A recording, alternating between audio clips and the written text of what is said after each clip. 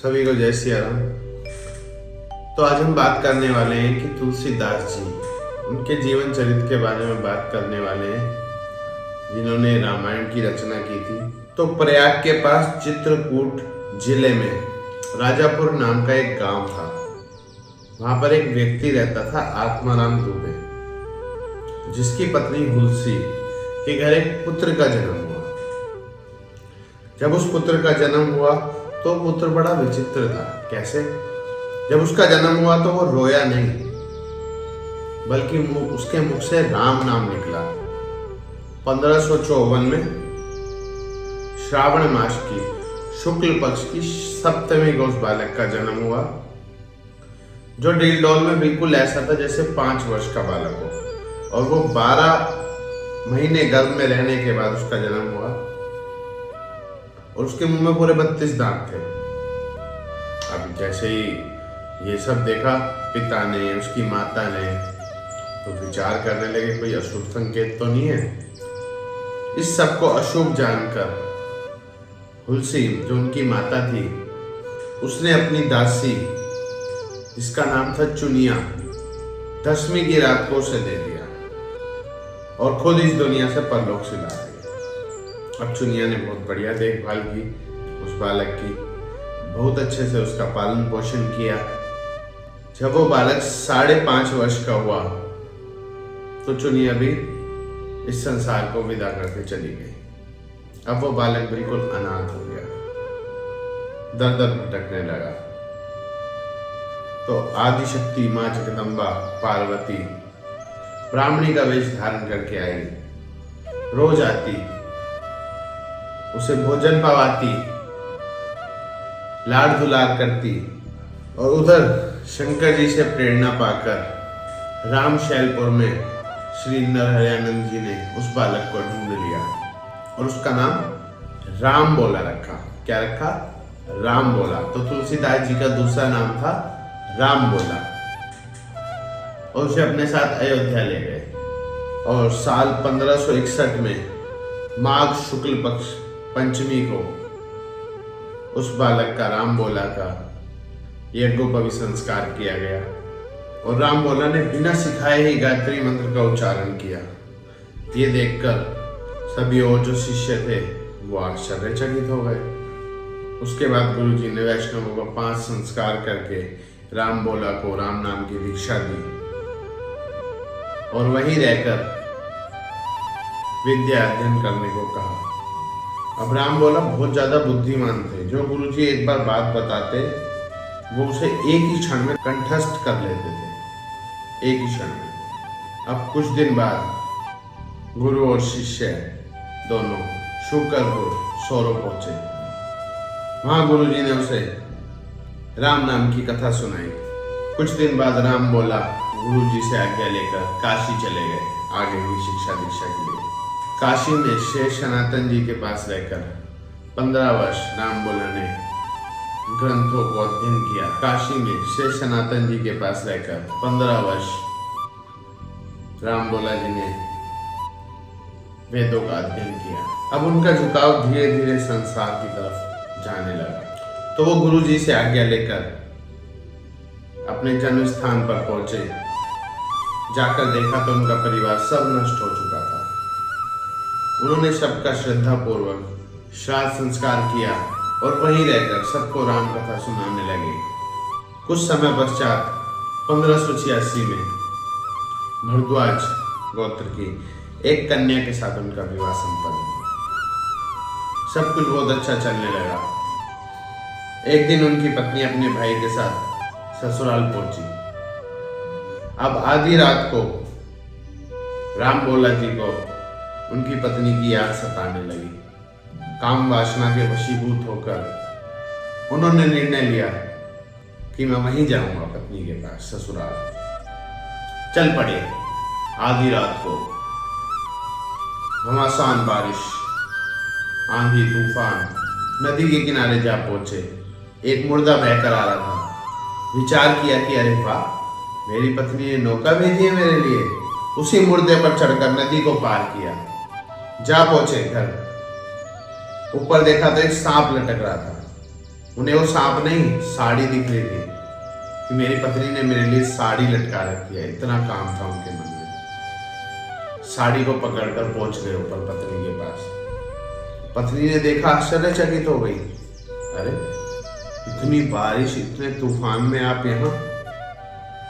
अरे वो जो तुमने नौका भेजी थी उससे मैंने नदी पार की, और ये जो तुमने साड़ी लटका रखी थी इससे मैं चढ़ के ऊपर आ गया। पत्नी ने देखा तो साड़ी नहीं, सांप लटक रहा था और वो नौका नहीं मुड़ता था। उनकी पत्नी ने उन्हें बहुत धिक्कारा और कहा, जितना प्यार तुम इस हाड़ मांस के शरीर से करते हो, इससे आधा भी तुमने भगवान के लिए प्रेम किया होता तो तुम्हारा उद्धार हो जाता। अब ये बातें उनके मन को लग गई।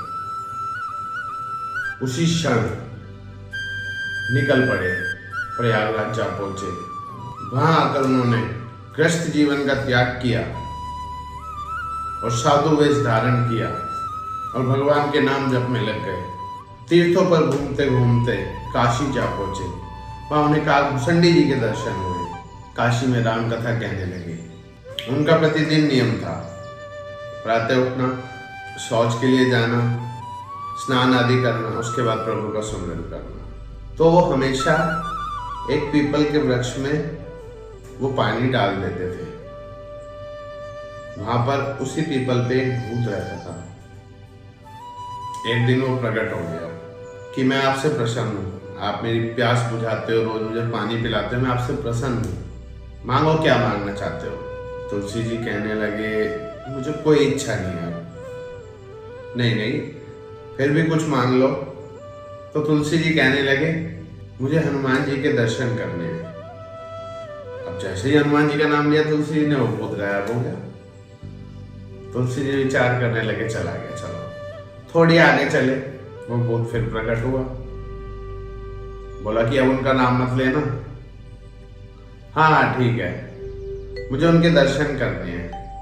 तो भूत कहने लगा, जो तुम कथा करते हो ना, कथा का आयोजन करते हो, जो वहां पर सबसे पहले आएगा और सबसे बाद में जाएगा, जो सबसे पहले आएगा और सबसे बाद में जाएगा, समझ लेना वही हनुमान जी है। अब अगले दिन यही विचार करके तुलसी जी देखने लगे कि सबसे पहले कौन आया, बहुत भीड़ होती थी, सबसे बाद में कौन गया। उस दिन तुलसीदास जी ने नोटिस किया। अगले दिन सबसे पहले जो आया तो तुलसी जी ने पहचान लिया, और सबसे बाद में एक कोढ़ी व्यक्ति बैठा था कंबल ओढ़कर। तुलसीदास जी ने जाके उनके चरण पकड़ लिए कि प्रभु मुझ पे कृपा करो। कोढ़ी व्यक्ति कहने लगा, वो हनुमान जी जो थे वो कहने लगे, अरे दूर हो जाओ, दूर हो जाओ, मेरा कोढ़ तुम्हें भी लग जाएगा। लेकिन जब तुलसीदास जी ने उनके चरण नहीं छोड़े तो हनुमान जी अपने रूप में प्रकट हुए। तुलसीदास जी से कहने लगे, प्रभु मुझे राम जी के दर्शन करने हैं, राम जी से मुलाकात करनी है, राम जी से भेंट करनी है। तो हनुमान जी कहने लगे, आप चित्रकूट चले जाओ, वहां पर आपको राम जी के दर्शन होंगे। अब तुलसीदास जी चित्रकूट पहुंचे। अब उनका नियम था, रोज राम जी के लिए चंदन घिसते थे, रोज पूजा पाठ करते थे। एक दिन उन्हें घोड़ों पे दो राजकुमार दिखे, बहुत ही सुंदर श्याम वर्ण। वो उन पर मोहित हो गए, लेकिन वो उन्हें पहचान नहीं पाए। हनुमान जी ने आके उन्हें सारा बताया। अरे वो बहुत विलाप करने लगे तुलसीदास जी, अरे मैं अपने प्रभु को पहचान नहीं पाया। हनुमान जी कहने लगे, कोई बात नहीं, चिंता मत करो, कल सुबह वो फिर आएंगे।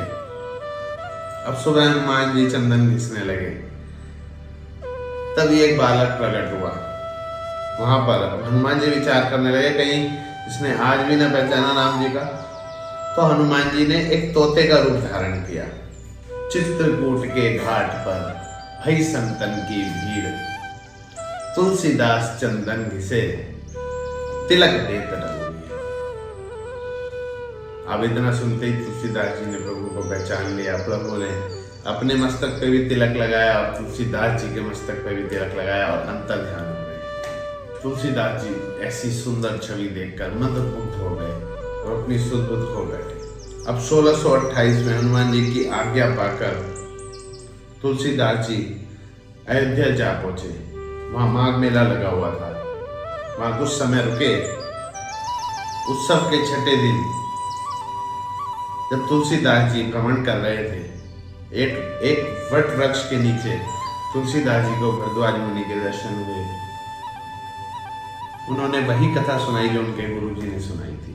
उन्होंने वो कथा सुनी और वापस काशी की ओर चले गए। वहां प्रहलाद घाट के पास एक ब्राह्मण के घर निवास करने लगे। वहां वे संस्कृत के पदों की रचना करने लगे। लेकिन एक चीज होने लगी उनके साथ, जो वो पूरे दिन में लिखते वो रात को सोते ही गायब हो जाता। बहुत दिन तक ऐसा चलता रहा। 8वें दिन उन्हें स्वप्न में भगवान शंकर और मां पार्वती के दर्शन हुए। शंकर जी ने उन्हें आदेश दिया कि तुम हिंदी में इन काव्यों की रचना करो। तुलसीदास जी एकदम विचलित होकर उठ गए। भगवान ने उन्हें साक्षात दर्शन दिए और आदेश दिया कि तुम अयोध्या जाके रहो और हिंदी में काव्यों की रचना करो।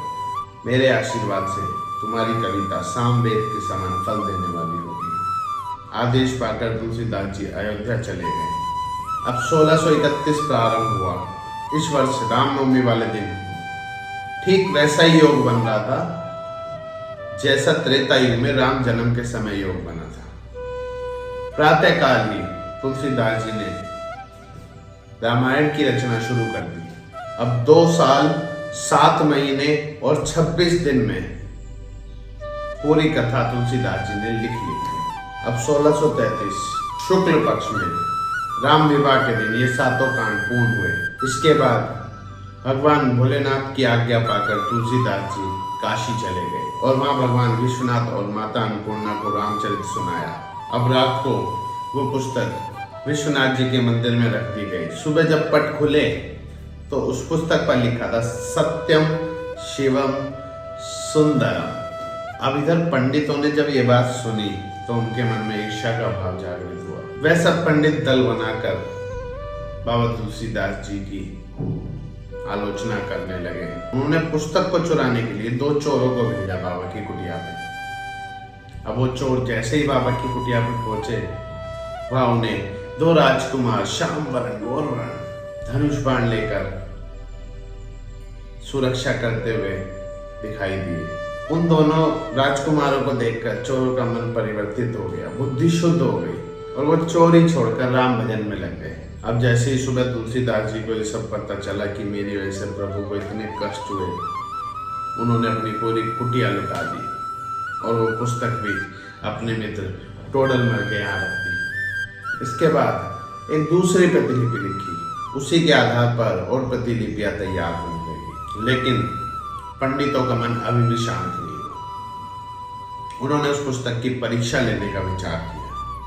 भगवान विश्वनाथ के मंदिर में सबसे ऊपर वेद, उसके बाद शास्त्र, उसके बाद पुराण और उसके बाद रामचरितमानस को रख दिया। प्रातःकाल जब मंदिर के पट खुले तो रामचरितमानस सबसे ऊपर पाई गई।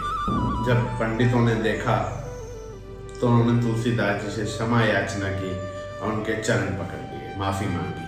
अब तुलसीदास जी इसी घाट पर रहने लगे। एक रात कलयुग विकराल रूप धारण करके आया और तुलसीदास जी को त्रास देने लगा। तुलसीदास जी ने हनुमान जी का वंदन किया। हनुमान जी ने उन्हें विनय के पद रचने के लिए कहा। अब बाबा तुलसीदास ने विनय पत्रिका लिखी और प्रभु के चरणों में अर्पण कर दी। प्रभु ने उस पर हस्ताक्षर किए